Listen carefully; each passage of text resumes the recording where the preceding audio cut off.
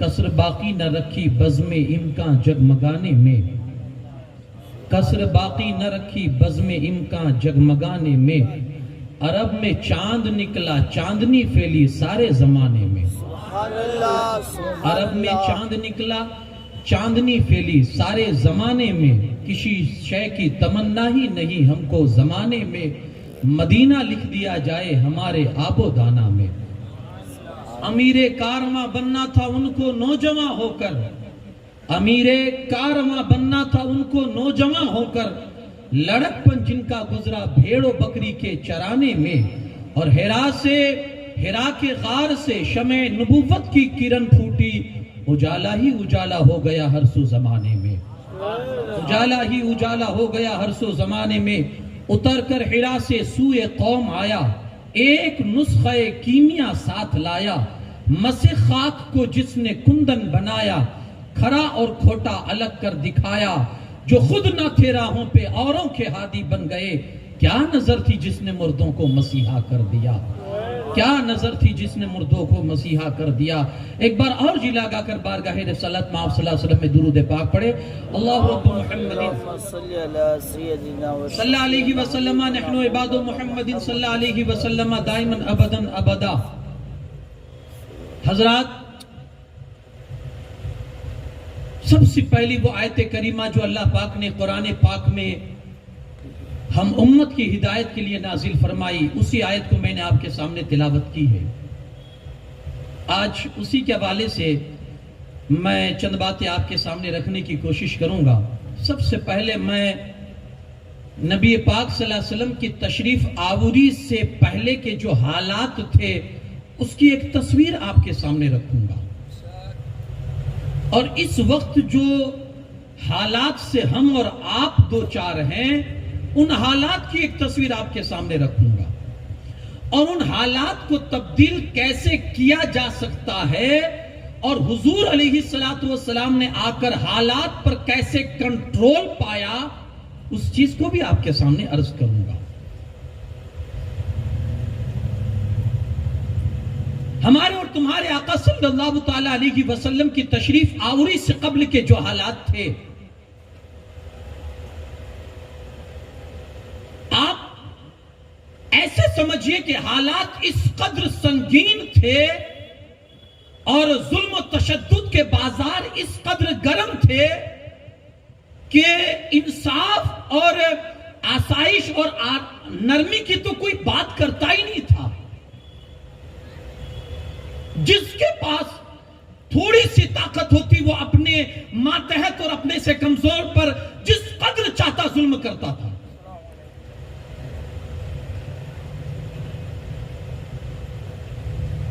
ہر طاقتور اپنے سے نیچے انسان پر جس قدر چاہتا وہ ظلم کے داستان وہ رقم کرتا تھا، جس طرح سے چاہتا انسانوں کے ساتھ اتیاچار کیا جاتا تھا۔ جس کے پاس کوئی دولت نہیں ہے، حد ہو گئی کہ اگر باپ مر جاتا تھا تو وراثت بھی اسی بیٹے کو ملتی تھی جس کے اندر طاقت زیادہ ہوتی تھی، جس کو لوٹ مار کرنے کی عادت ہوتی تھی، جو لوگوں کے سامنے کھڑے ہو کر زیادتی زیادہ کر سکتا تھا اسی کو جائیداد ملتی تھی۔ جو بیچارہ کمزور ہوتا تھا وہ جائیداد میں سے کوئی حصہ نہیں پاتا تھا۔ بچہ ہے، عورت ہے، بیٹی ہے یا کمزور ہے، ان کا باپ کی جائیداد میں کوئی حصہ نہیں ہوا کرتا تھا۔ ظلم کی ایسی داستان یہ صرف انسانوں کے ساتھ نہیں تھی۔ آپ کو حیرت ہوگی کہ آج اگر ہمیں جانور کھانا ہوتا ہے، کسی جانور کا گوشت کھانا ہوتا ہے تو ہم اس جانور کو اللہ کے نام پر حلال کرتے ہیں، ذبح کرتے ہیں۔ ان لوگوں کی درندگی کا حال آپ دیکھیں کہ اگر انہیں کسی جانور کا گوشت کھانا ہوتا تھا، مثال کے طور پر اگر اس کے بازو کا گوشت کھانا ہے تو جیتے جانور کے بازو میں سے تھوڑا سا گوشت کا ٹکڑا کاٹ لیتے اور اسی کو فرائی کر کے کھا لیتے تھے۔ انہیں جانوروں کی بھی اذیت اور تکلیف کا انہیں احساس نہیں تھا۔ اگر مکمل جانور کھانا ہوتا تو جانور کو باندھ کے اسے ایسے ہی زندہ آگ میں ڈال کر بھون لیا کرتے تھے، پھر وہ تڑپے چاہے مرے، ان سے انہیں کوئی مطلب نہیں ہوتا تھا۔ صورت ایسی ان لوگوں نے بنا ڈالی تھی. آپ کو حیرت ہوگی کہ انسان ہونے کے باوجود انسان کہنا بھی ان کے لیے, اگر آپ ان کی زندگی کو دیکھیں گے, شرم کی بات ہوتی تھی کہ کس لحاظ سے اور کس اینگل سے انہیں انسان کہا جائے. انسان ہو کر درندوں جیسی زندگی گزارتے تھے.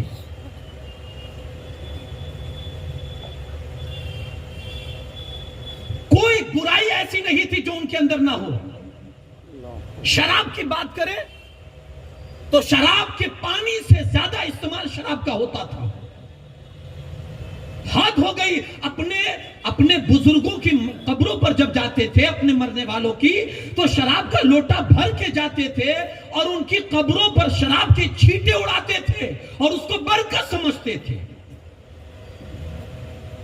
عقلوں پر بالکل پردہ پڑ چکا تھا. جانوروں کو کاٹ کر ان کے خون کو لے جا کر اسی خون کے چھینٹے قبروں پہ مارتے تھے اور اس کو ثواب سمجھتے تھے. بخیل سے بخیل انسان بھی شراب کے مسئلے میں اور شراب کے معاملے میں, دارو کے معاملے میں وہ اپنی سخاوت کا مظاہرہ کرتا تھا. امیر وہ سمجھا جاتا تھا جس کی دعوت میں سب سے پرانا شراب ہوتا تھا, کیونکہ شراب جتنی زیادہ پرانی ہوتی جاتی اس میں نشہ بھی اتنا زیادہ آتا جاتا ہے. کوئی گھر ایسا نہیں آپ کو ملے اس وقت میں کہ جس کے گھر میں پرانے شراب کے مٹکے نہ رکھے ہوئے. جوئے کے عادی اس قدر تھے کہ رقم تو ہار جاتے تھے, اپنی بیویوں کو بھی جوئے میں ہار جاتے تھے. بیویوں کے سودے لگا لیتے تھے جوئے کے اندر. بت پرستی کا حال یہ تھا کہ حضرت ابراہیم اور حضرت اسماعیل علیہ السلام نے خانہ کعبہ کو اللہ کی عبادت کے لیے بنایا تھا, لیکن ان ظالموں نے اس میں جا کر اپنے اپنے نام کا اتنے بت جمع کیے کہ 1 2 نہیں 10 15 نہیں 360 بت اس اللہ کے پوتر گھر کے اندر انہوں نے جمع کر دیے تھے. پیٹ نہیں بھرا, اتنے سے بھی پیٹ نہیں بھرا, تو انہوں نے کیا کر لیا, ہر بندہ اپنے جیب میں اپنا ایک خدا لے کر گھومتا تھا. جہاں ضرورت پڑی نکالا اور اس کو سامنے رکھ کے اسی سے کچھ مانگ لیا, اسی کی پرستش کر لی, اسی کی پوجا کر لی. اتنے عقیدے کے کمزور اور اتنے گھٹیا عقیدے والے بن چکے تھے. سفر میں جاتے تھے تو 2 2 بت کو اپنے ساتھ میں لے کر جاتے تھے. پھر یہ بھی چھوڑ دیا انہوں نے, اب بغیر بت کے جا رہے ہیں. جب کبھی ارادہ ہوا تو کسی بھی پتھر کو اٹھا لیا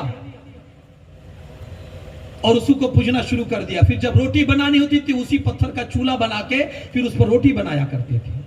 عجیب ذہنیت, عجیب مینٹالٹی, عجیب سوچ تھی ان لوگوں کی کہ کس لحاظ سے انہیں پہنچا جائے. اور غصے میں اتنے ہوتے تھے کہ اپنے خدا کو بھی نہیں بخشتے تھے.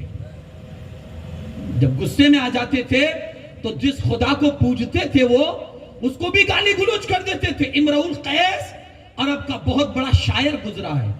اس کے باپ کو کسی نے مار ڈالا تو اس نے بدلہ لینے کا سوچا کہ چلو اپنے باپ کے خون کا بدلہ لیا جائے. تو اس نے کیا کیا, اپنے سامنے اپنے خدا کو رکھا اور فال نکالی, فال نامہ نکالا کہ میں اپنے باپ کے خون کا بدلہ لوں یا نہ لوں. تو فال میں نکلا کہ مت لے. تو اس نے سوچا کہ لگتا ہے ابھی یہ فال نکالنے میں مجھ سے مسٹیک ہوئی ہے, غلطی ہوئی ہے, دوبارہ نکالتا ہوں. جب اس نے دوبارہ فال نکالی تو پھر یہی جواب آیا کہ اپنے باپ کے خون کا بدلہ نہیں لے سکتا. غصے ہوا اور ایک زور سے اپنے معبود کے اوپر تھوکتا ہے اور کہتا ہے تیرا باپ مرتا تو تجھے پتا چلتا, میرے باپ کے مرنے پر مجھے انتقام سے منع کر رہا ہے. یعنی ایسی عقلیت, ایسی ذہنیت, اور اتنے سخت دل تھے کہ پتھروں جیسی زمین میں پیدا ہوئے تھے, دل بھی پتھر کے بن چکے تھے. معمولی بات پر چھڑائے جھگڑے لڑائی, اور کیسی معمولی انسان کی عقل نہ جائے وہاں. ایک جنگ ہے جنگ بسوس. کس بات پر جنگ ہوئی؟ 40 سال یہ جنگ چلی ہے. لیکن آپ کو یہ حیرت ہوگی سوچ کے کہ جنگ کا مدعا, جنگ ہوئی کون سی بیسک پر جنگ ہوئی تھی. آپ سوچ کے حیرت میں پڑ جائیں گے. ایک خاتون کسی کھیت کی رکھوالی کرتی تھی. ایک بندہ اونٹ چراتے چراتے وہ اونٹ اس کے کھیت میں گھس گیا. خاتون نے مار کے اسے باہر نکالا. وہ بندہ گیا اور اس نے عورت کو اتنا مارا کہ وہ زخمی ہو گئی.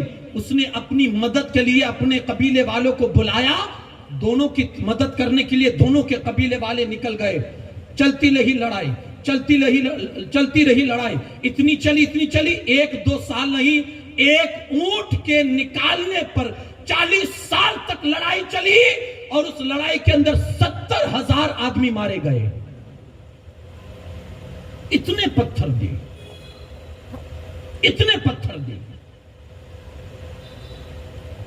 ذرا سی بات پر لڑائیاں کرنا ان کے لیے بالکل معمولی ہوا کرتا تھا.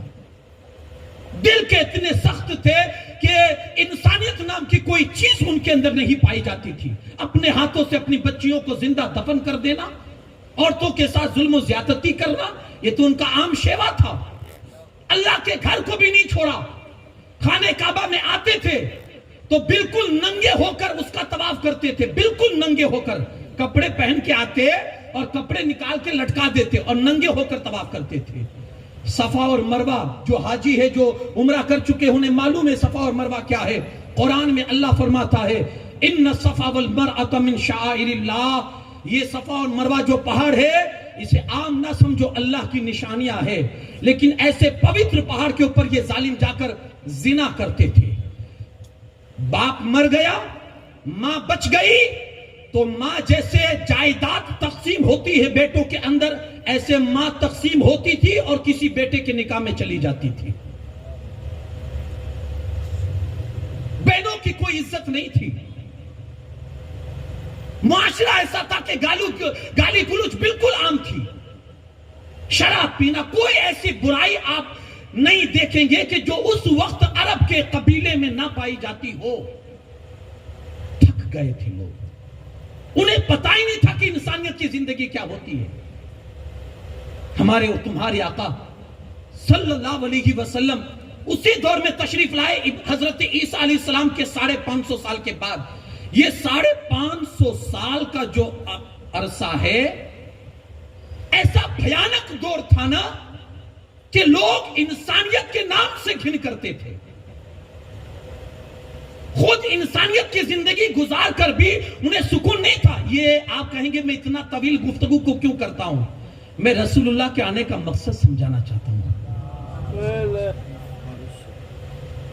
اور جس لحاظ سے میرے مصطفیٰ نے ایک بارگی ماحول پر جو کنٹرول کرا تھا, جس چیز سے کیا تھا, وہ مدعا میں آپ کے سامنے رکھنا چاہتا ہوں. کاش کہ اگر اس چیز کو آج ہم بھی اپنا لینا, پھر دیکھیں ہمارے معاشرے کی برائیاں کیسے ختم ہوتی ہیں. یہ ایک تصویر تھی جو میں نے آپ کے سامنے رکھی. حضور علیہ السلام کے آنے سے قبل میرے آقا تشریف لائے, پورا ماحول آپ نے 40 سال تک دیکھا. اعلان نبوت ابھی نہیں فرمایا. 40 سال تک پوری سوسائٹی کو دیکھا. جوا عام, شراب عام, گالی گلوج عام, کسی کے خون کی کوئی قدر و قیمت نہیں ہے. جو چاہتا ہے جس کو چاہتا ہے مار دیتا ہے. ارے انسانوں سے بھی زیادہ اگر مہتو سمجھا جاتا ہے, احترام کے لائق سمجھا جاتا ہے, تو جانوروں کے خون کو سمجھا جاتا ہے. ایک جانور کو بچانے کے لیے کئی جانیں انسانوں کی چکانی پڑتی تھی.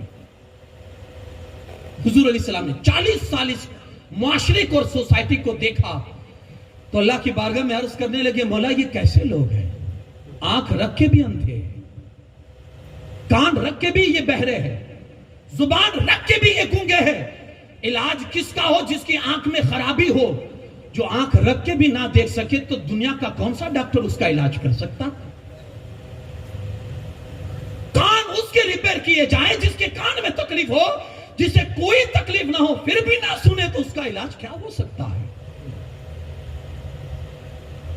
زبان سے گونگے تھے, ہاتھ پیر سے بالکل لولے اور لنگڑے تھے. حالت یہ تھی کہ انسان ہو کر بھی درندوں جیسی زندگی گزارا کرتے تھے. میرے آقا نے 40 سال ان کی اس زندگی کو پڑھا. 40 سال. اب میں یہاں رک کر میں بتاؤں کہ جو برائیاں میں نے آپ کے سامنے گنائی, آج وہ ہمارے قبیلے میں ہے یا نہیں. جھوٹ کی بات کریں, دھوکہ دھڑی کی بات کریں, ظلم و تشدد کی بات کریں, غصے کی بات کرے، انسانیت کے خون کا احترام ختم ہونے کی بات کرے، شراب کی بات کرے، جوئے کی بات کرے، ہم کس لیول پر بات کریں کہ وہ ہماری سوسائٹی میں نہیں ہے. جو اس وقت کے حالات تھے وہی حالات آج ہمارے اندر ہے، وہی برائیاں ہمارے اندر ہے. فرق یہ ہے کہ اب جس حساب سے آپ تصور کریں اس چیز کو، وہ برائیاں جو ان لوگوں کے اندر تھی وہ ساری برائیاں آج ہمارے معاشرے میں ہے، اور ہم کہاں کھڑے ہیں؟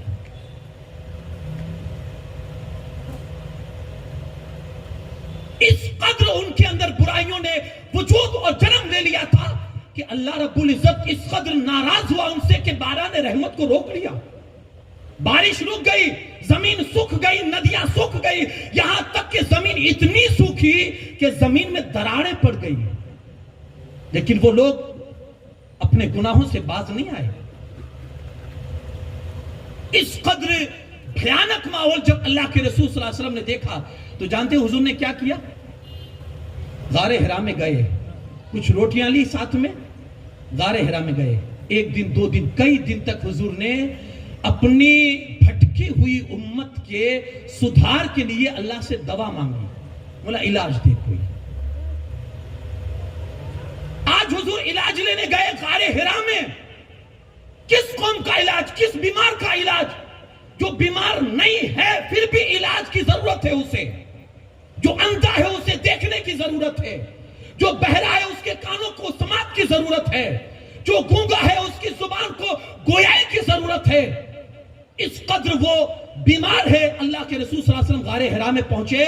کئی دن تک اللہ کی بارگاہ میں دعا کرتے رہے، مولا کچھ تو علاج دے، میری قوم اندھی ہو چکی ہے، وہ آنکھیں رکھ کے بھی نہیں دیکھ سکتی ہے، میری قوم گونگی ہو چکی ہے، زبان رکھ کر بھی نہیں بول سکتی ہے، میری قوم بہری ہو چکی ہے، کان رکھ کر بھی نہیں سن سکتی ہے.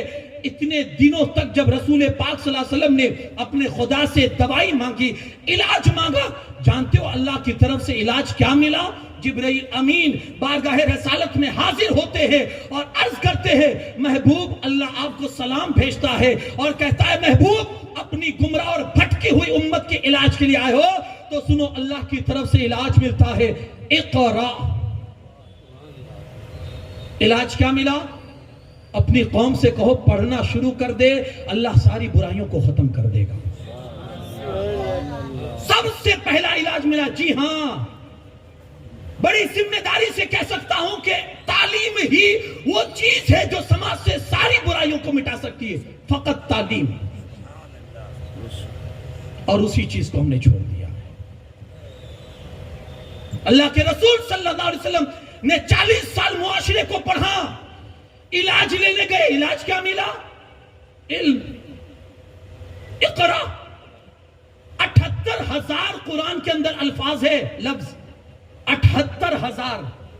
اس میں سب سے پہلا لفظ جو نبی کے دل پر اترا ہے وہ علم ہی کا ہے. ایجوکیشن، تعلیم، علم. اگر آپ میں نہیں ہے کسی برائی سے آپ کبھی نہیں بچ سکتے ہو. آج بہت باتیں ہو گئی، بہت دعوے ہو گئے. اگر آپ چاہتے سماج کی گندگیاں دور ہو، سماج میں سے برائیاں ختم ہو، لوگ صحیح معنوں میں زندگی کا ایک بہترین پلیٹ فارم چن سکے، ایک ہی علاج ہے. اپنے بچوں کو تعلیم سے آشنا کرو، پڑھاؤ اپنے بچوں. ہمارے لیے بہت رونے جیسی بات ہے آج جو قوم کی سب سے پہلی تعلیم علم تھی، جس قوم کے لیے اللہ کی طرف سے سب سے پہلی چیز ملنے والی علم تھا، آج وہی علم ہمارے بیچ سے کل عدم نہ کے برابر ہو چکا ہے. اور یہی سبب ہے کہ آج ہم دنیا کی نظروں میں کس جگہ پر کھڑے ہیں. یہی سبب ہے. مجھے یاد پڑتا ہے کہ علامہ اقبال یورپ کے دورے پر جب گئے، دل کے کانوں سے کھول کے سنیے گا ذرا اور اپنی بے بسی پر روئیے گا. ہم یہ نہیں کہتے کہ آپ اپنے بچوں کو دینی اور دنیاوی تعلیم سے دور رکھیں. صرف دینی تعلیم نہیں، ہر فیلڈ میں ہمارا بچہ آگے ہونا چاہیے. ہر فیلڈ میں جی ہم جب کسی فیلڈ میں اپنے بچے کو آگے دیکھتے نا تو صحیح مانیے اور یقین کیجئے دل خوش ہو جاتا ہے کہ اللہ تیرا شکر ہے کہ ہمارا بندہ اس فیلڈ میں آگے ہے، چاہے کسی بھی فیلڈ میں ہو، ڈاکٹری لائن میں ہو، انجینئرنگ لائن میں ہو یا کسی بھی لائن میں ہو، جب اپنا بندہ دیکھتے ہیں دل باغ باغ ہو جاتا ہے کہ اللہ پاک ان کے ماں باپ کو لمبی عمر دے کہ انہوں نے اپنے بچے کو تعلیم سے آراستہ کر کے اس فیلڈ میں لا کر کھڑا کیا ہے۔ پڑھائیے، بس ایک ہی علاج ہے۔ آقا کریم صلی اللہ علیہ وسلم وہاں جب اتنے بڑے بڑے کنڈم مجرم جو اس دور میں تھے، ان سارے مجرموں کا علاج کیا ملا؟ ایک علم، پڑھاؤ محبوب، پڑھاؤ محبوب، پڑھاؤ۔ اور اس پڑھانے نے ان کے دلوں کو، پتھر دلوں کو ایسا موم کر دیا کہ جو خود نہ تھے راہوں پر اوروں کے ہادی بن گئے۔ کیا نظر تھی جس نے مردوں کو مسیحا کر دیا؟ میرے مصطفیٰ نے اتنا پڑھایا، اتنا پڑھایا، اتنا پڑھایا کہ حضرت عائشہ صدیقہ رضی اللہ تعالیٰ عنہ کہتی ہے میرے پاس ایک خاتون آئی بچیوں کو لے کر میرے پاس ایک خاتون آئی، بیٹھی ہوئی تھی، میں نے 3 کھجوریں نکال کے، ماں عائشہ کہتی ہے میں نے 3 کھجوریں نکال کے اس عورت کو دی۔ اس عورت نے ایک ایک اپنی بیٹیوں کو دی اور ایک اپنے ہاتھ میں رکھی، بیٹیاں دونوں ایک ایک کھجور کھا گئی۔ عورت نے دیکھا کہ بیٹیاں ایک ایک کھجور کھا چکی ہے، ایک میرے ہاتھ میں پڑی ہے۔ اس عورت نے کیا کیا؟ وہ جو اپنے حصے کی کھجور تھی نا اس کے 2 ٹکڑے کیے، خود نہیں کھایا، اپنی بیٹیوں کو کھلا دیا۔ حضرت عائشہ صدیقہ رضی اللہ تعالیٰ عنہ رونے لگی اور دل ہی دل میں سوچنے لگی اور کہنے لگی اللہ کے رسول صلی اللہ علیہ وسلم کی بارگاہ میں، یا رسول اللہ صلی اللہ علیہ وسلم یہ وہی عورت ہے، ایک وقت وہ تھا کہ یہی ماں اپنی بیٹیوں کو زندہ زمین میں دفنایا کرتی تھی، اور آج آپ کے نقش قدم اور آپ کی تعلیمات نے ان کے دلوں پر ایسا اثر ڈالا ہے کہ اللہ نے ایسی محبت ان عورتوں کے دل میں پیدا فرما دی ہے۔ یہ اثر تھا، یہ میرے مصطفیٰ کا جو کل تک اپنی بیٹیوں کے خون کے پیاسے تھے نا، آج حضور کی تعلیم نے ان کے دلوں پر ایسا اثر کیا کہ اب وہی اپنی بیٹیوں کو اپنے کاندھوں پر بٹھا کر فخر محسوس کرتے تھے کہ ہم بیٹیوں کے باپ ہیں۔ یہ میرے مصطفیٰ کی تعلیم کا اثر ہے۔ علامہ اقبال گئے یورپ کی سرزمین پر، ایک باغیچے میں آپ شام کے وقت گھومنے کے لیے گئے تو ایک چھوٹے سے بچے کو پڑھتا ہوا دیکھا آپ نے، چھوٹا سا بچہ ہے، پڑھ رہا ہے۔ اب باغیچے کے اندر جہاں سارے بچے کھیل رہے ہو اپنی اپنی مستی میں، وہاں ایک چھوٹا بچہ اگر قلم اور کاپی لے کر پڑھتا ہو، لکھ رہا ہو، آپ کو حیرت نہیں ہوگی؟ علامہ اقبال حیرت سے اس بچے کو تکنے لگے، یار ایسا بچہ، سارے بچے کھیل رہے ہیں، بچوں کے اندر ایک فطری طور پر ایک کھیل کا بچپن میں ایک شوق ہوتا ہے کہ دوسرے بچوں کو دیکھے گا، سارے کام چھوڑ کے وہ بھاگے گا، چلو ہم جوڑی بچے کھیل رہے ہیں تو چلو اسی کے ساتھ کھیلنا شروع کر دے۔ وہ بچہ پڑھ رہا تھا، علامہ اقبال اس کے پاس گئے اور جا کر کہا بیٹا کیا کر رہے ہو؟ کہا پڑھ رہا ہوں۔ کہا یہ چھوٹے چھوٹے بچے کھیل رہے ہیں، تمہارا دل نہیں کرتا کھیلنے کے لیے؟ تمہیں بھی کھیلنا چاہیے اس عمر میں، یہ کھیلنے کی عمر ہے نا، کھیلنا چاہیے، تم یہاں بیٹھ کے پڑھ رہے ہو۔ سنیں اس کا جواب، سنیں، چھوٹا سا بچہ ہے، سوچ دیکھیے اور جواب سنیے۔ علامہ اقبال نے جب کہا بیٹا عمر کھیلنے کی ہے، بیٹھ کے پڑھ رہے ہو، سارے بچے کھیلے، اس بچے نے اتنا کہا کہ میاں ہماری مقدار، ہماری قوم کی مقدار دنیا میں مٹھی بھر ہے، اگر میں کھیلنے لگ جاؤں گا نا تو ہماری قوم دنیا سے مٹ جائے گی۔ ہم دنیا میں مٹھی بھر ہے، کیا کہا اس نے؟ ہم دنیا میں مٹھی بھر ہے، اگر میں بھی کھیلنے لگ جاؤں گا تو ہماری قوم مٹ جائے گی۔ علامہ اقبال کہتے ہیں تو کس قوم سے تعلق رکھتا ہے؟ کہا یہودی ہوں۔ دیکھ رہے ہیں آپ، مٹھی بھر ہے لیکن دنیا کی ناک میں دم کر کے رکھا ہے۔ یہ اثر تعلیم، بہت بڑی دولت تھی جو اللہ کی طرف سے رسول اللہ کے ذریعے سے ہم تک پہنچی تھی، لیکن سوء نصیب اس دولت کو ہم نے ٹھکرا دیا۔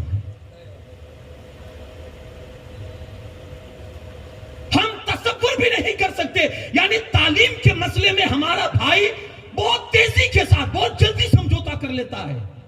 تعلیم کے مسئلے میں بیٹا 200 روپے کما کے لاتا، کیا ضرورت ہے، جوان ہو چکا ہے، 2-4 سال جائیں گے بس شادی کر دیں گے، وہ اپنا وہ زندگی گزارے، ہم اپنی زندگی گزارے. یار زندگی سب گزار لیتے ہیں، جانور بھی گزار لیتے ہیں، فرق کیا رہ جائے؟ آپ کو نہیں محسوس ہوتا کہ آج ہمارے بچوں کو تعلیم کی ضرورت ہے؟ یہ جو گلی کوچوں میں جو آوارگی کے ساتھ ہماری قوم کے چھوٹے چھوٹے بچے گھوم پھر کر زبانوں سے گندی گندی گالیاں بکتے ہیں، رونا نہیں آتا؟ جس قوم کے بچوں کے ہاتھوں میں اسکول کی کتاب ہونی چاہیے تھی، مدرسے کی کتاب ہونی چاہیے تھی، آج ان کے ہاتھوں میں بیٹ بلہ ہے، رونا نہیں آتا؟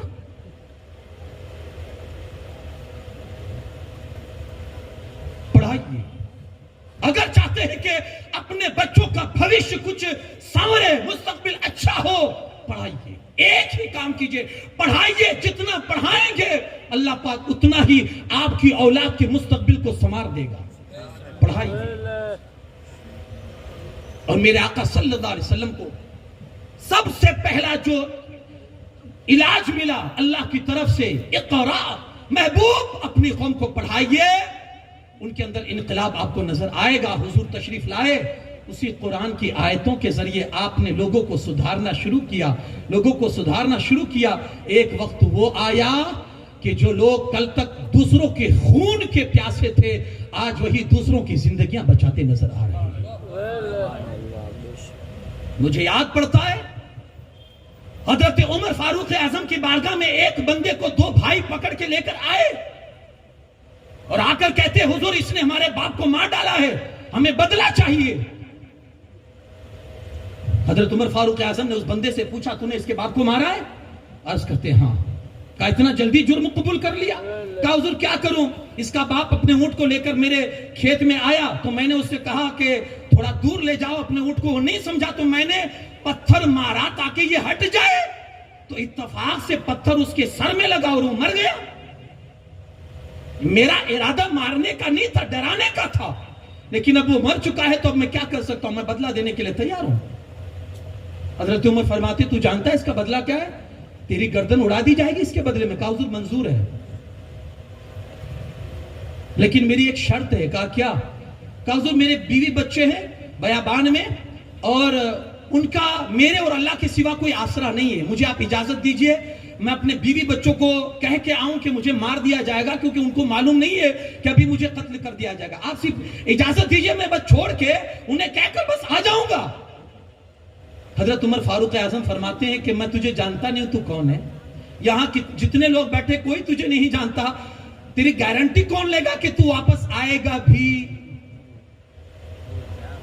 ضمانت تو کوئی ہونی چاہیے. تو چلا گیا نہیں آیا تو میں کیا کر لوں گا، اور ان دونوں بچوں کو جواب کون دے گا؟ اس نے کہا حضور یقین کیجئے میں آ جاؤں گا. کہا گارنٹی کے لیے، ضمانت کے لیے کوئی بندہ اگر تیرا کھڑا کر تو میں تجھے جانے دوں گا. ساری مجلس پر سناٹا ہے، کوئی جواب نہیں دے.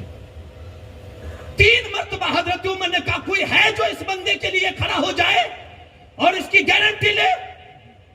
تیسری مرتبہ جب کہا کوئی کھڑا نہیں ہوا، حضرت ابو ذر غفاری، بڑھاپے کا وقت ہے، کھڑے ہو گئے. حضرت عمر سے کہتے میں ذمہ داری لیتا ہوں، اگر یہ نہیں آیا 3 دن کے بعد تو میں اس کی جگہ پر قتل ہو جاؤں گا. یاد کیجئے وہ دور کہ تھوڑی تھوڑی سی بات پر جانوروں کے لیے جو انسانوں کے خون کے پیاسے تھے، رسول اللہ نے کیسی تعلیم فرمائی تھی، کیسی تربیت فرمائی تھی کہ آج دوسرے کے لیے جس کو جانتے نہیں ہیں، پہچانتے نہیں ہیں، کوئی پہچان نہیں ہے، اس کی جان کو بچانے کے لیے اپنی جان کی بازی لگا رہے ہیں. یہ رسول اللہ کی تعلیم کا اثر تھا. کھڑے ہو گئے. حضرت عمر کہتے ابو ذر اس کو جانتے ہو؟ کہا نہیں. کہا پھر بھی کھڑے ہو گئے. کہا حضور اس کے چہرے پر جو ایمان کی علامت ہے نا، اس کے ایمان کی علامت مجھے کہہ رہی ہے کہ بندہ جھوٹ نہیں بولتا، سچ بولتا ہے، یہ ضرور واپس آئے گا. ایمان کی روشنی بھی تو کچھ ہوتی ہے نا یار. بڑا افسوس ہوتا ہے جب مسلم کسی سے دھوکہ کرتا ہے. ایک چھبی پوری خراب کر دی، ایک آئیڈنٹیٹی جو ہمارے پاس تھی بالکل ہم نے اس کو مجروح کر دیا ہے، بالکل مٹا دیا ہے۔ یار آپ مسلمان ہو، آپ کی ایک چھبی ہے، آپ کی ایک آئیڈنٹیٹی ہے، آپ کی ایک پہچان ہے جو کل تک زمانے میں تھی، آج ہم نے مٹا دیا ہے۔ مر جانا لیکن دھوکہ مت کرنا۔ آپ کو معلوم ہے اس سے ہمارے نبی صلی اللہ علیہ وسلم کو کس قدر تکلیف ہوتی ہے؟ مجھے یاد پڑتا ہے کہ دلی کی جامع مسجد میں ایک انگریز ٹورسٹ پر آیا، جامع مسجد میں گیا، ایک بھکاری بیٹھا ہوا تھا، مسلمان فقیر تھا، مانگ رہا تھا بھیک۔ تو اس انگریز نے اپنے بٹوے میں سے کچھ رقم نکالی اور اس فقیر کو تھمائی اور چل دیا، اپنا راستہ لے لیا۔ اتفاق سے وہ بٹوا ڈالنے گیا، پاکٹ جو تھا وہ اپنے جیب میں ڈالنے گیا، نیچے گر گئی اور وہ فقیر کی نظر پڑی۔ جب تک فقیر بلاتا کب تک وہ انگریز بہت آگے نکل چکا تھا۔ اس نے کیا کیا؟ بٹوا لے کر رکھ لیا۔ 4-5 سال کے بعد واپس وہی انگریز جب آیا، یہ مسلمان اس کو پہچان گئے، اس کو جا کر کہتا ہے کہ یار تمہاری ایک امانت میرے پاس ہے۔ کہا کیا؟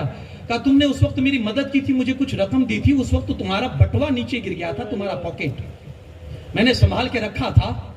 انگریز نے جیسے ہی دیکھا اس کی آنکھیں پھٹی کی پھٹی رہ گئی۔ کہا یار اس میں اتنی دولت تھی، اتنی رقم تھی، ہمارے یہاں کا کرنسی جو ہے بڑا اونچا کرنسی ہوتا ہے۔ کہا اگر تو چاہتا تو آسانی کے ساتھ بہت کچھ انجوائے کر سکتا تھا اپنی لائف کو، اپنی زندگی کو، تو نے یہ بچا کے رکھا کیوں؟ میرا پاکٹ تو نے سنبھال کے رکھا کیوں؟ تب اس وقت مسلمان نے جو بات کہی تھی، وہ کہتا ہے کہ تو عیسائی ہے اور میں مسلمان ہوں۔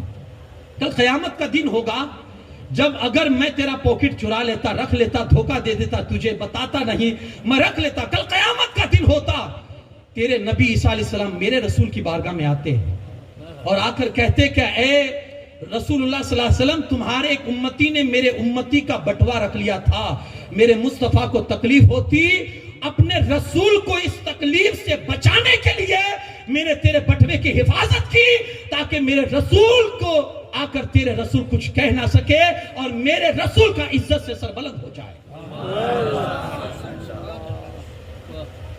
زندگی میں یہ ہمیشہ آپ خیال رکھنا کہ کبھی کسی کے ساتھ اس طرح سے اسلام کے معاملات میں کبھی کسی کے ساتھ دھوکہ دھڑی مت کرنا، رسول اللہ کا دل زخمی ہو جائے گا۔ حضرت عمر فاروق اعظم نے ابو ذر غفاری سے کہا آپ تیار ہو؟ کہاں تیار ہو؟ وہ بندہ چلا گیا۔ 3 دن ہوئے، شام کا وقت ہو گیا، مجلس لگی ہوئی، حضرت عمر فاروق اعظم نے کہا ابو ذر غفاری وہ بندہ آیا نہیں، سورج ڈوبنے والا ہے، چند لمحے باقی، ابو ذر غفاری کی بھی سانس تھوڑی بڑی ہو چکی ہے کہ اب کیا ہوگا، ابھی تک بندہ آیا نہیں ہے۔ اس نے کہا تو تھا، اس کے چہرے پر سے لگتا نہیں تھا کہ وہ جھوٹ بول رہا ہوگا۔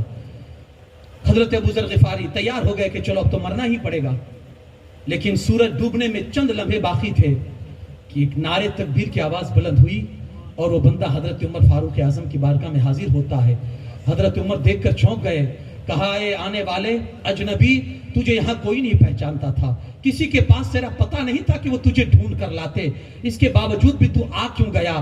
تو اس نے جو جواب دیا تھا وہ کہتا ہے حضور میرے دل میں ایک ہی بات تھی کہ اگر میں اس طرح سے دھوکہ دھڑی کروں گا تو لوگوں کا کسی پر سے اعتماد اڑ جائے گا، پھر وہ کسی کے لیے کبھی مدد کرنے کے لیے کھڑے نہیں ہوں گے، بھروسہ اڑ جائے گا۔ اس لیے میں وعدے کو پورا کرنے کے لیے کہ مسلمان ہوں، مسلمان کے اندر وعدہ پورا کرنے کا یہ جذبہ ہوتا ہے، اس لیے میں آ گیا۔ حضرت ابو ذر غفاری سے حضرت عمر فاروق اعظم فرماتے تم اسے جانتے نہیں تھے، کھڑے کیوں ہو گئے؟ تو کہا کھڑا اس لیے ہوا تھا تاکہ اس بندے کو لگے کہ ابھی بھی دنیا میں لوگوں کی مدد کرنے والے موجود ہیں۔ جب ان دونوں بھائیوں نے یہ منظر دیکھا رونے لگے اور روتے ہوئے کہتے حضور اپنے باپ کے خون کا بدلہ نہیں چاہیے، ہم اس کو معاف کرتے ہیں تاکہ ان دونوں کو لگنا چاہیے کہ ابھی بھی رسول اللہ کے دین کے اندر لوگوں کو معاف کرنے والے بھی موجود ہیں۔ یہ کون سا اثر تھا؟ یہ مصطفیٰ کی تعلیم کا اثر تھا۔ خدا را پڑھائیے، جب تک آپ نہیں پڑھائیں گے قوم کے بچے آوارہ گردی کے اندر ہمیشہ آگے بڑھتے چلے جائیں گے، کرائم بڑھیں گے، جرائم بڑھیں گے۔ اگر ان پر مضبوط کنٹرول چاہیے آپ کو، پڑھائیے ایک ہی واحد راستہ ہے. بچوں کو جتنا تعلیم سے آراستہ کرو گے اتنے ہی آپ کے بچے آپ کے لیے آگے چل کے آنکھوں کی ٹھنڈک بنیں گے. جی ہاں، پڑھائیے. اس تعلیم کی ہم کو اہمیت پتہ نہیں چلے گی. اللہ کے رسول صلی اللہ علیہ وسلم جنگ بدر جب ہوئی نا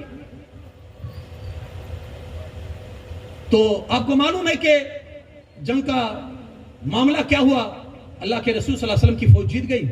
70 مشرکین قتل ہوئے اور 70 گرفتار ہو کر مدینہ لائے گئے قیدی بنا کر. اب اللہ کے رسول صلی اللہ علیہ وسلم نے صحابہ سے مشورہ کیا کہ ان کے ساتھ کیا سلوک کیا جائے. تو حضرت ابو بکر صدیق رضی اللہ تعالیٰ عنہ نے عرض کی یا رسول اللہ صلی اللہ علیہ وسلم ان سے رقم لی جائے، ان کو چھوڑ دیا جائے.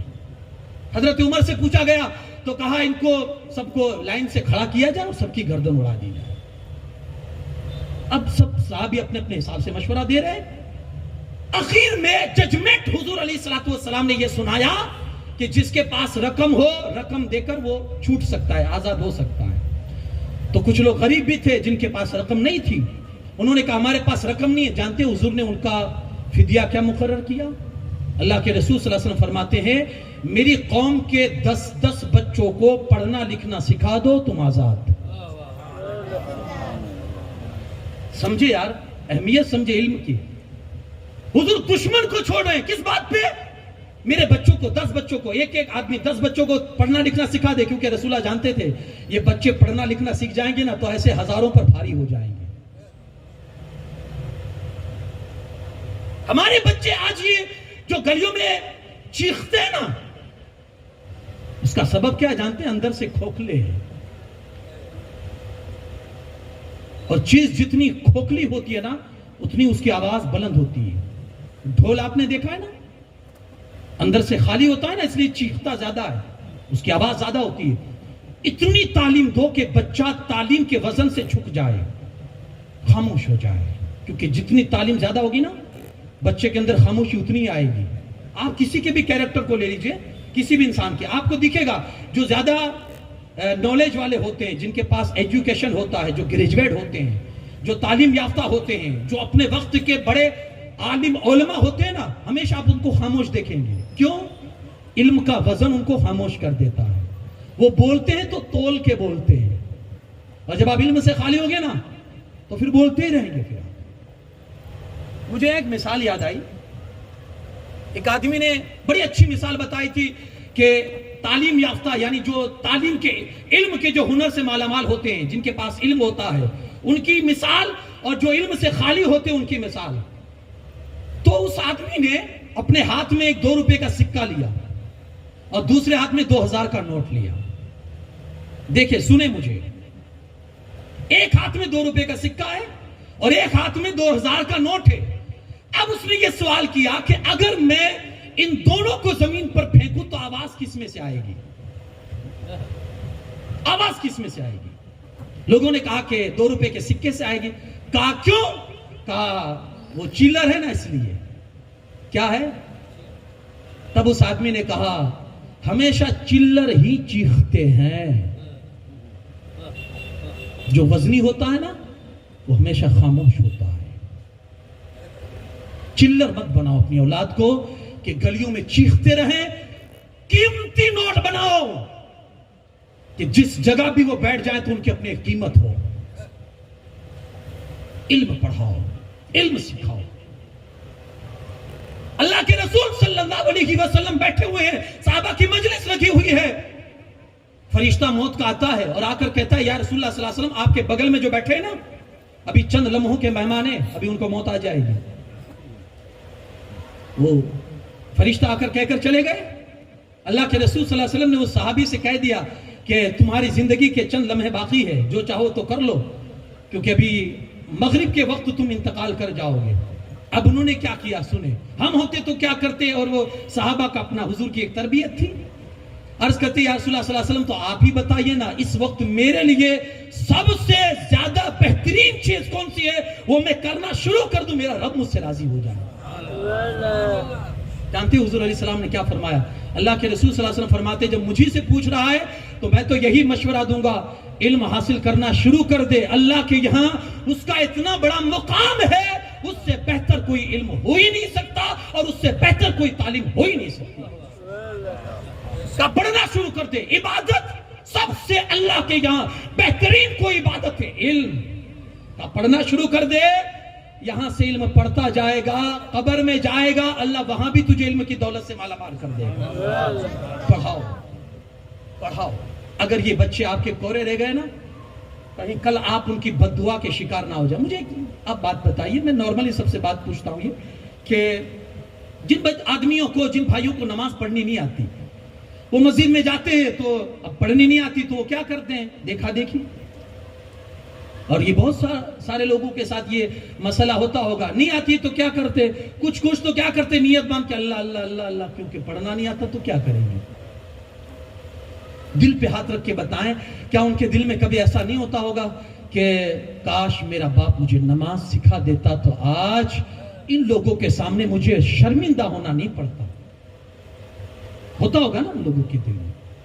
یہی بد دعا کے شکار آپ کیوں ہونا چاہتے ہیں؟ کیوں نہیں سکھاتے اپنی اولاد کو نماز؟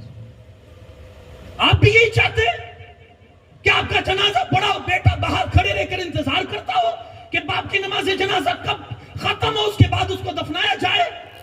تو یہاں تو ایسا ہی ہو گیا نا کہ مرے تھے جس کے لیے وہ تو رہ گئے وضو کرتے. ہماری نماز جنازہ پڑھی غیروں نے,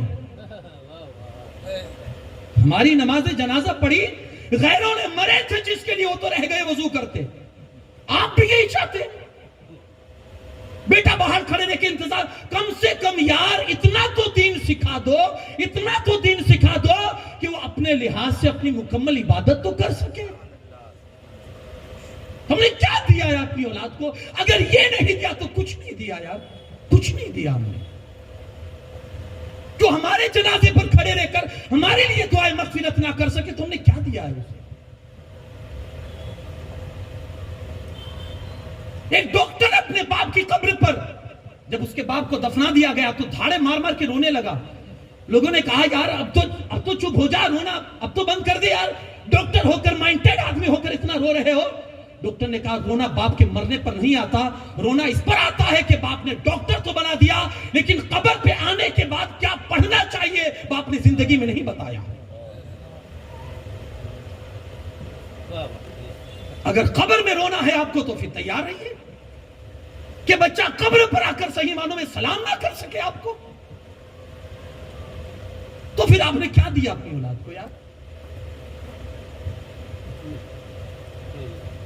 سب کچھ کیا ہم نے, کوئی کمی نہیں رکھی ان کی فیسیلیٹیز میں, ان کی سہولتوں کے لیے کوئی کمی نہیں. میں نے جمعہ کی تقریر میں بات کہی تھی, پرندے ہیں نا, پرندے اپنے بچوں کو اڑنا سکھاتے ہیں.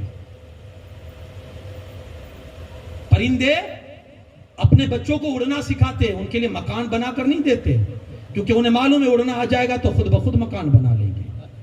اور ہم کیا کرتے ہیں, مکان ہی میں رہ جاتے ہیں, اڑنا سکھاتے ہی نہیں کہ بیچارے کو اڑنا آئے. اڑنا سکھاتے ہی نہیں ہے. اڑنا کون سکھاتا ہے؟ دوسرا سکھاتا ہے تو بچہ پھر ہمارے سامنے اڑتا ہے.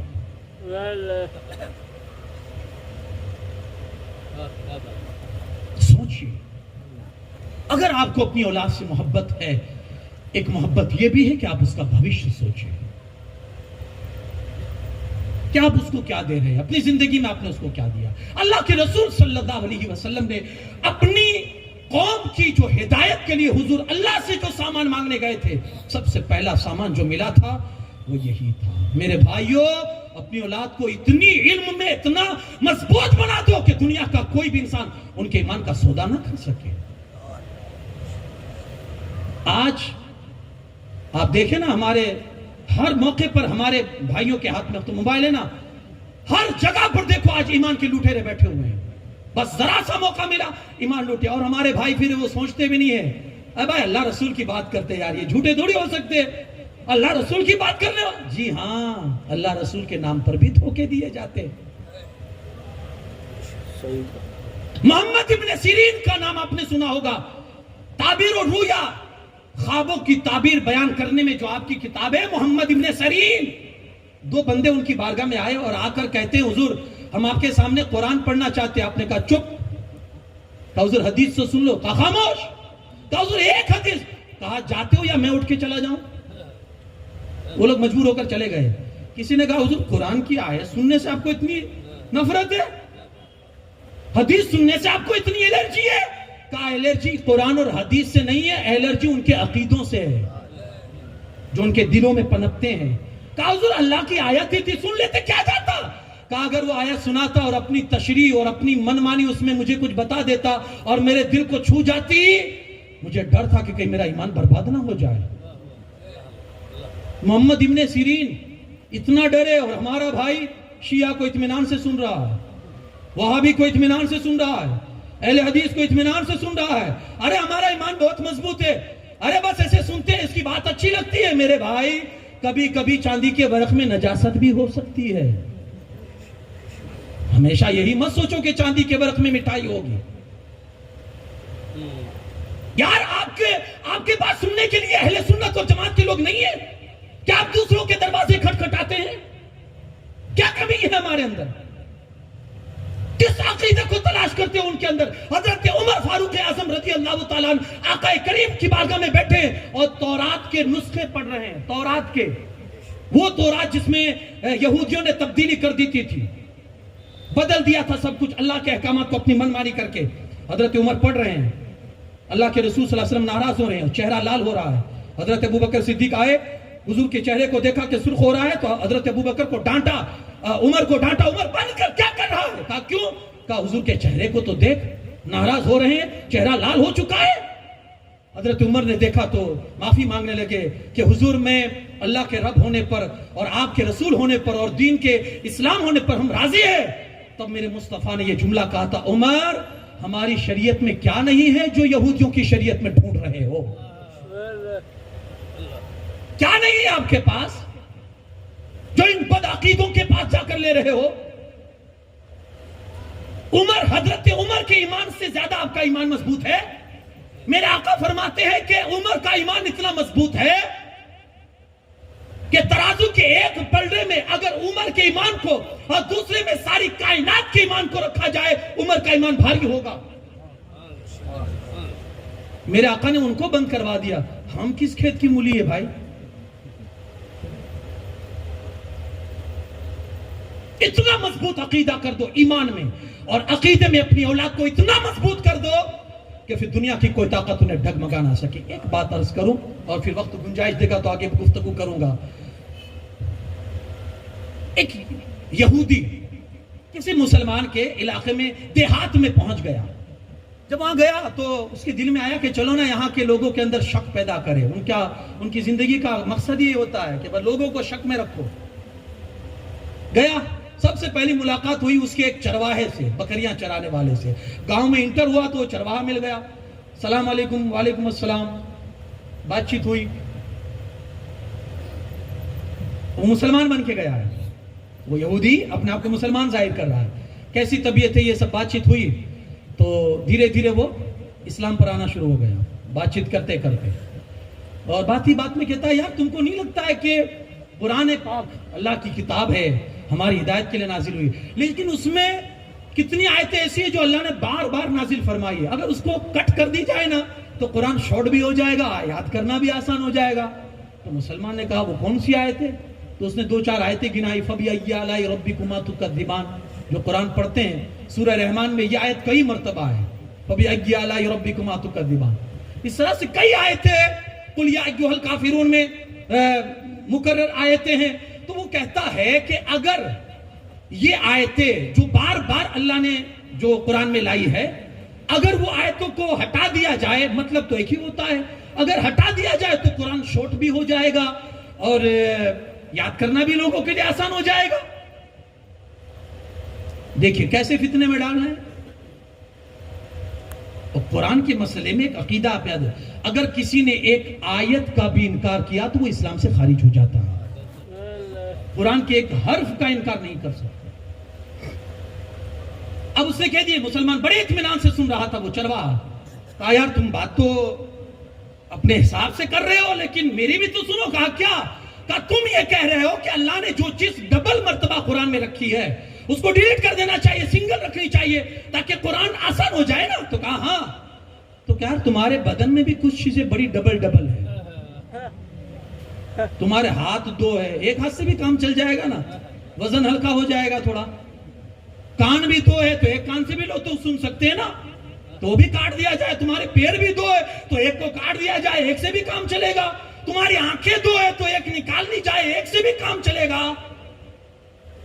जब ये उसने सुना तो हैरत से उठता और कहता, यार जिस कौम के चरवाहे इतनी इल्म वाले हो तो उसके आलिम कितनी इल्म वाले होंगे। इतना पढ़ाओ कि कोई भी गुस्ताख तुम्हारी कौम के किसी बच्चे पर अपना जाल ना डाल सके।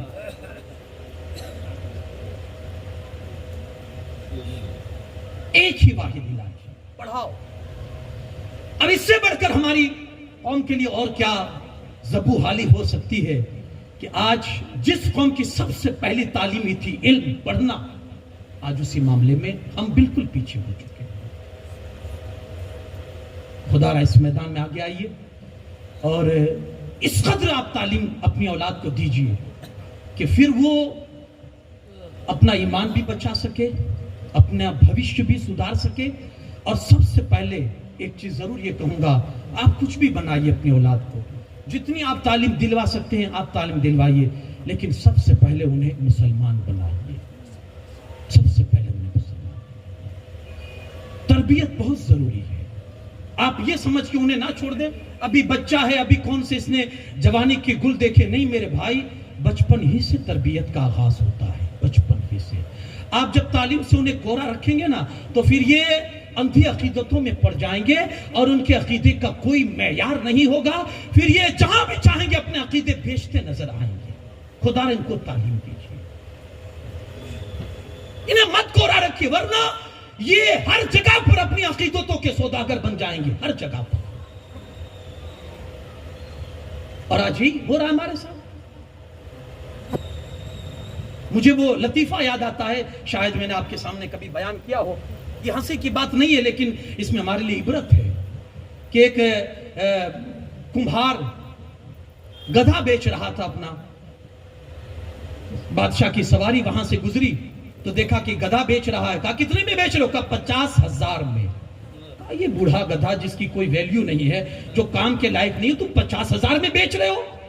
कहा हाँ। वजीर ने बादशाह से जाकर कहा तो बादशाह ने कहा इससे पूछो इसमें खूबी क्या है कि ये 50,000 में बेच रहा है।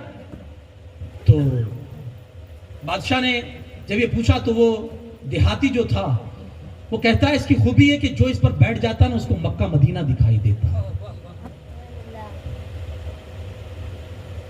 अब अंधी अकीदत देखिए, अंधश्रद्धा जिसको कहते हैं, अंधश्रद्धा आज हमारे अंदर कूट कूट के भरी हुई है ना। हम तो अपने वलियों के हवाले से भी इस मामले में बहुत कमजोर हो चुके हैं, है ना। वहां ये दिख रहे थे तो वहां वो हो रहा था, तो वहां मैं खुल के नहीं बोलना चाहता हूं। आप अक्ल सलीम अल्लाह ने आपको दिया, आप समझ सकते हैं, लेकिन यार इतनी आपकी अक्ल मर चुकी है। आखिर क्या जरूरत है किसी वली को आपको आकर दिखाना? वली करामत को जाहिर नहीं करते, वली करामतों को छुपाते हैं। ये अल्लाह होता है कि उनके मर्तबों को इस तरह से जाहिर फरमा देता है। कोई वली अपनी करामत जाहिर नहीं करता। तो उसने कहा इसकी खासियत है जो भी बैठता है उसे मक्का मदीना दिखाई देता है। तो बादशाह ने कहा अगर तू सच्चा है तो मैं तुझे 50,000 भी दूंगा और इनाम भी दूंगा, लेकिन अगर झूठा हुआ ना तो गर्दन उड़ा दूंगा। अब वजीर को बादशाह ने कहा पहले तू ट्राई कर। वजीर बैठा, जैसे ही बैठने लगा ना तो वजीर के कान में जाकर कहता है कि जो गुनहगार होता है ना उसको नहीं दिखाई देता। जो गुनहगार होता है ना, अब अपने आप को गुनहगार कौन बनाएगा? वजीर जैसे बैठा, बादशाह ने पूछा क्या दिखाई देता है? तो कहा अल्हम्दुलिल्लाह मक्का मदीना दिखाई देता है, क्योंकि अब अपने आप को गुनहगार तो नहीं कह सकता था कि मैं गुनहगार हूं। बादशाह ने कहा हट, तो मुझे बैठने दे, मैं भी ट्राई करता हूं। बादशाह बैठ गया। बादशाह बैठने के लिए जैसे करीब हुआ, वापस देहाती ने जाकर कहा बादशाह सलामत, जो गुनहगार आदमी होता है उसे नहीं दिखाई देता है। अब भला बादशाह, जब वजीर ने अपने आप को जाहिर नहीं किया तो बादशाह अपने आप को कैसे गुनहगार जाहिर करेगा? तो बादशाह जैसे बैठा ना, बादशाह कहता वजीर तो भी कच्चा है, तुझे सिर्फ मक्का मदीना दिखाई दे रहे थे, मुझे तो मक्का मदीना और जन्नत भी दिखाई दे रही है। अब क्या था, लोग टूट पड़े बादशाह के साथ। कोई उसके बालों को खींच रहा है, कोई चमड़ी को खींच रहा है गधे की, बेचारा वही गधे को आधा कर दिए। तबर्रुक जो है ये अंधी अकीदत। اور یہی ہمارے ساتھ ہو رہا ہے. کیوں؟ علم کی کمی. علم نہیں ہے، اس لیے آپ ہر جگہ اپنی عقیدتوں کو بیچ رہے ہیں، اور آپ کی عقیدت اتنی کمزور ہو چکی ہے کہ ہر کوئی آپ کے ساتھ کھلواڑ کر رہا. کبھی دین کے مسئلے میں، کبھی آپ کی عقیدتوں کو لے کر، کبھی آپ کے بھولے پن کو لے کر، ہر کوئی آپ کو آپ کے ساتھ کھلواڑ کر رہا. خدا را علم سیکھئے اگر چاہتے ہیں کہ دنیا میں سرخ روئی کے ساتھ آپ جیے، اور سرخ روئی کے ساتھ آپ دنیا میں جی کر اپنا کوئی مقام بنا سکے. اگر علم نہیں ہے تو پھر ایسے یہ در بدر کی ٹھوکریں ہمارا مقدر رہے گی، اور اسی طرح سے ذلیل اور خوار ہو کر ہم زندگی گزارتے رہیں گے. اگر چاہتے ہیں سماج کی گندگیاں دور ہو، علم کو عام کرو، مدرسوں کو عام کرو، کالجز کو عام کرو.